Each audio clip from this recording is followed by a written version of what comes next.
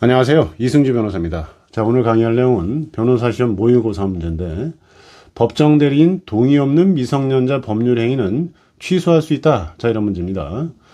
자, 그러면 미성년자가 뭡니까? 미성년자. 민법 4조에 보면 사람은 19세로 성년이 된다. 이렇게 써 있기 때문에 미성년자는 성년에 달하지 않은 거죠. 그래서 19세 미만자. 그래서 19세에 달하지 않은 자를 미성년자라고 합니다. 민법상. 자, 어쨌든 법정 대리인 동의를 받아야 되고 미성년자 법률행위는 동의를 받지 않았다면 취소를 할 수 있어요. 그래서 미성년자와 거래를 한 사람은 그 지위가 좀 불안정하죠. 어쨌든 그렇습니다. 자, A가 채무자고 갑이 채권자인데 여기 보시면 2021년 8월 1일에 금전소비대차 계약, 차용이라고 하는데요. 금전소비대차 계약을 체결합니다. 1억에 대해서. 그래서 A가 갑으로부터 1억을 빌리는 거죠. 그런데 이제 월 5%라는 약간 고액이죠. 이런 약정을 하고 변제기는 약 6개월 후. 그래서 2021년 8월 1일부터 6개월 후로 변제기를 정해서 그날 갚는 걸로 이렇게 정한 거죠. 자, 그런데 5%의 6개월이면은 5, 6, 30에서 30%죠. 그래서 1억에 30%를 3천만 원을 공제하고 7천만 원을 지급하는 이렇게 해요. 어쨌든 문제는 이렇게 나옵니다. 그래서 자, 그런데 변제기 도래하면 어때야 됩니까? 딱 그 6개월 후에 1억 원을 줘야 되죠. 1억 원을 빌린 걸로 됐고 이자를 미리 받았으니까 결국은 이제 상당히 고액이긴 한데 어쨌든 뭐 그건 변론을 하고 자, 그 변제기 도래해가지고 1억을 줘야 되는데 안 줍니다. 그러니까 갑이 A를 찾아가서 뭐 갚아라. 갚지 않으면 사기죄로 고소하겠다. 이러면서 폭행을 합니다. 폭행을 해서 전주 4주의 상처를 받고 병원에 입원해서 병원비가 뭐 1,000만 원에 달한다. 이렇게 나오고요. 자, 그런데 또 퇴원 후 이렇게 때리니까 무서워서 이제 도망을 간 것 같아요. 도주를 합니다. 자, 그러니까 이제 갑 입장에서는 어떻게 해요? A를 찾지도 못하겠고 A 집에 찾아간 것 같아요. 그래서 채무를 독촉하는데 누구한테 독촉을 하느냐? 가족한테 하겠죠. 가족. 그래서 A의 처 B와 A의 자녀 을에게 채무를 독촉합니다. 이제 못 견디고 B와 을이 A의 처 B와 A의 자녀 을이 자, 이렇게 각서를 써주는데 1억 채무를 함께 그러니까 B와 을이 함께 부담하겠다 하면서 각서를 써주고 서명하고 날인을 하는데요. 자, A의 자녀인 을은 이 당시 만 18세로 미성년자였습니다. 자, 이렇게 이제 A의 채무를 B와 그러니까 A의 처와 A의 자녀 을이 함께 부담하겠다. 이건 뭐예요? 연대보증 취지로 보입니다. 연대보증. 자, 이렇게 을이 만 19세 때에 각서를 써서 아버지의 채무를 부담하겠다. 이렇게 이제 서명 날인했는데, 자, 성년이 되자마자 써놨죠? 갑이 을이 성년이 되자마자 을에게 1억 플러스 지연 손해금을 달라라는 소송을 제기해요.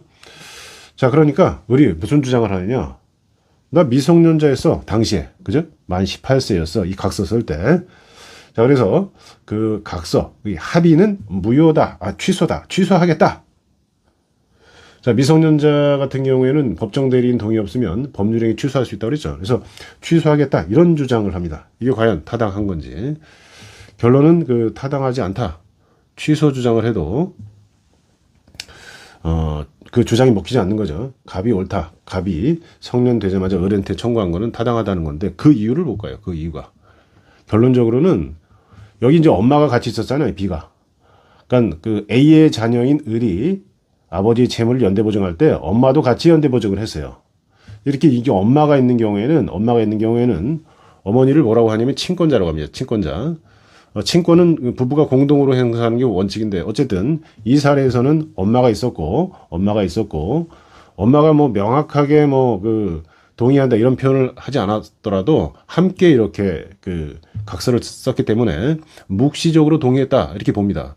그러면 원래 친권은 부부가 공동 행사하는 게 맞는데 혼인 중인 부부가 이 친권은 법정 대리라고 또 볼 수 있고요. 그래서 그러면 이게 혼자 한 게 타당하느냐 이런 문제가 있는데요. 혼자 한 것도 가능하다. 왜? 도주했잖아요. 이렇게 도주한 경우에 가능하다는 취지인데 왜 이럴까요?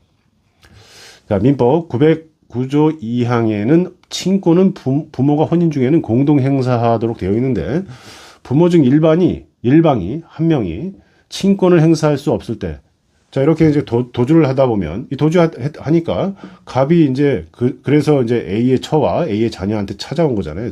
독촉하면서 채무를 독촉하면서, 자, 이렇게 친권을 행사할 수 없는 이런 상황에서는 일방이 행사할 수 있다.